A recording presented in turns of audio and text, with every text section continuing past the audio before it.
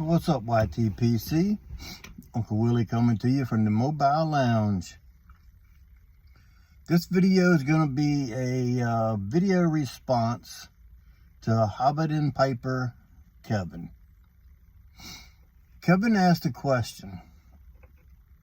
Excluding, say, like YouTube videos and online stuff, where do you / did you get your information and educate yourself on pipe smoking, tobaccos, and whatnot into your pipe smoking journey?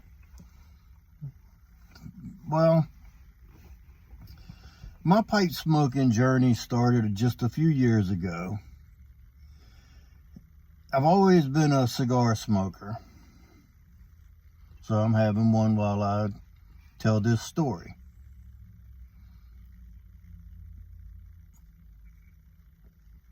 Sajoya de Nicaragua Silver. But it's not about the cigar. I was in Facebook groups and cigar groups. And a couple guys was chatting one day about pipe tobacco. So I, watched and listened or read their comments, and the one guy had recommended some Sutliff Creme Brulee, and I think it was a Sutliff Chocolate Mousse. Well, it was cold outside. I didn't have the Mobile Lounge at the time. And it was cold going outside having cigars. I had no heater or nothing outside. So I asked my wife, I said, if I start smoking a pipe, can I smoke in the house? We went back and forth, and she agreed that I could. Well, little did I know there was 15,000 pipe tobaccos out there to choose from. So I had went on the word of those two guys that was talking, and I ordered some creme brulee, chocolate mousse, and a tin of Colt Blood Red Moon. And I ordered a cheap briar pipe manufactured by Crown. Not a bad looking pipe, little bent billiard, small pipe. So I got that in, and I tried smoking it. I didn't like the tobaccos. It sort of bit my tongue. The cherry was too strong in the Blood Red Moon. And I was visiting Boswell's pretty often, buying cigars, sitting in the lounge with a couple buddies and smoking cigars, and typical afternoon. Go to the B&M. Well, I knew they made pipes. Everybody knows they made pipes. They got a wall with 100 pipes on it. So the one day I went in there, and I wasn't meeting no buddies or nothing. I was just going in there by myself to have a cigar. And I got to talking to Archie about pipes. He broadened my knowledge of some sort of pipe tobaccos, and he knew what kind of cigars I liked. Full body.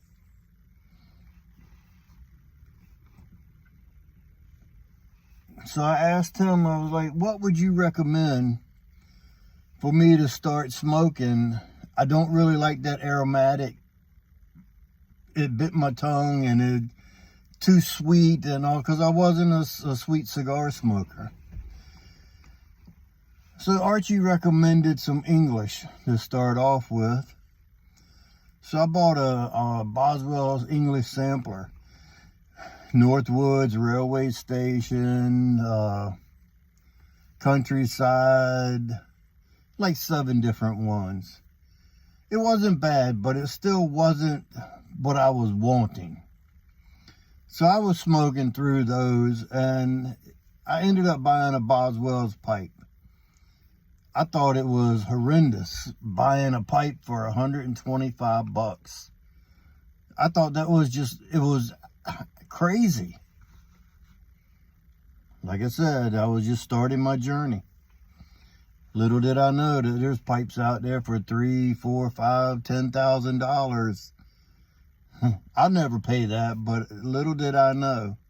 So I credit Archie from Boswell's to start my knowledge in pipes and pipe tobaccos. And I asked him about the rotation in a pipe. I was like, I only have 2 pipes now, this one and one I ordered. And I was like, I heard and seen online, they said that you need to let them dry out and rest them for 24 hours and all. Well, Dan happened to be standing there. Dan is J.M. Boswell's son. So Dan Boswell, and Dan said, hold on a minute. Let me set something straight for you right now. You don't have to rest your pipes. If you want to smoke your pipes, smoke them. And we got into the topic about taking them apart while they were hot. And he was like, there should be no reason that you need to take it apart while it's hot, because a good pipe will pass a pipe cleaner from bit to bowl without taking it apart. But by chance you do take it apart, it's not going to hurt it.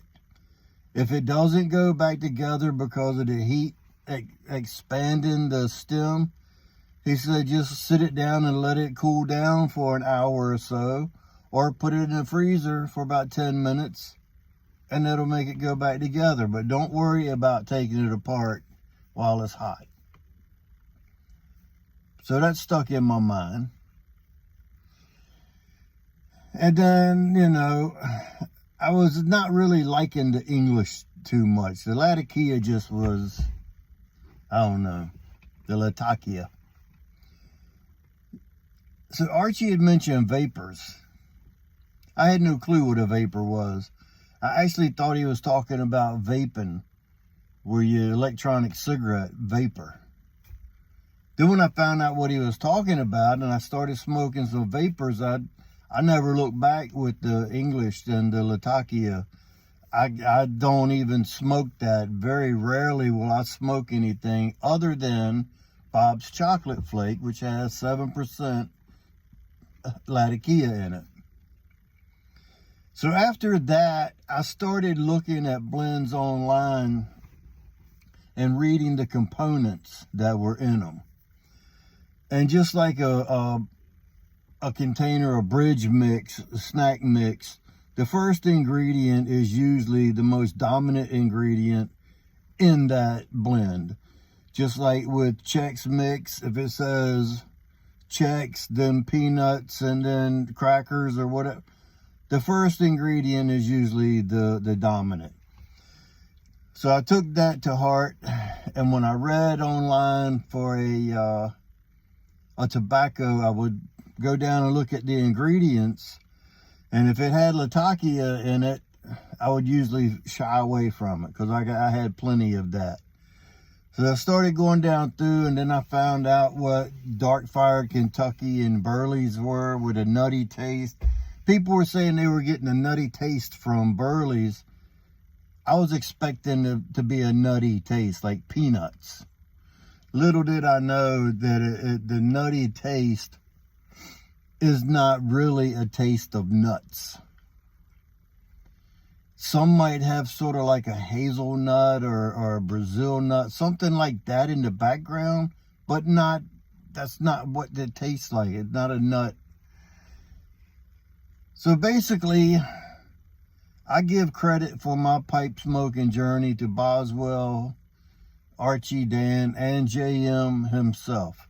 I was talking to JM one day about when I had a pipe made, that he made a pipe exclusively for me. And I was talking to him, and JM also said, and he's been making pipes since the 70s. JM told me that he's got like 3 pipes he keeps in his truck. And he said if those are his favorites, and he'll smoke one of them. He said, if I get in the mood to smoke that one pipe, he said, I might smoke it 4 or 5 times a day. And there's no resting in between. He said, then tomorrow, if I get in my truck and I want to smoke that pipe again, he said, I just smoke that pipe again. He said, I've smoked the same pipe sometimes for a week straight. So that made me think about the rotation thing. You don't need to rotate them, but unless you have enough pipes that you want to rotate them and smoke a different pipe every day or every hour or every other bowl or whatever. So basically, I've learned through them and then self-taught.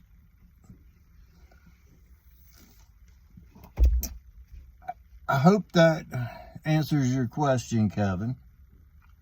But now I want to make it clear that if by chance I happen to win the prize package, I want you to pay it forward to whoever's next in line behind my name. Ever how you draw this, if I come up as a winner, either spin the wheel again for the next person or whoever, if you're doing numbers, whoever's number is behind me, give it to them, or forward. Pay it forward or backward, either way. I want to pass the prize along if I happen to win. Thank you for the opportunity to win. Congratulations again on your 4,000 subs. They have been well deserved. You are a top-notch presenter. I respect you. And I try to catch all your videos because of the knowledge that you share with us and some of the stories and the fun that you bring to the YTPC. So with that being said, until next time, you know what to do. Stuff them and puff them.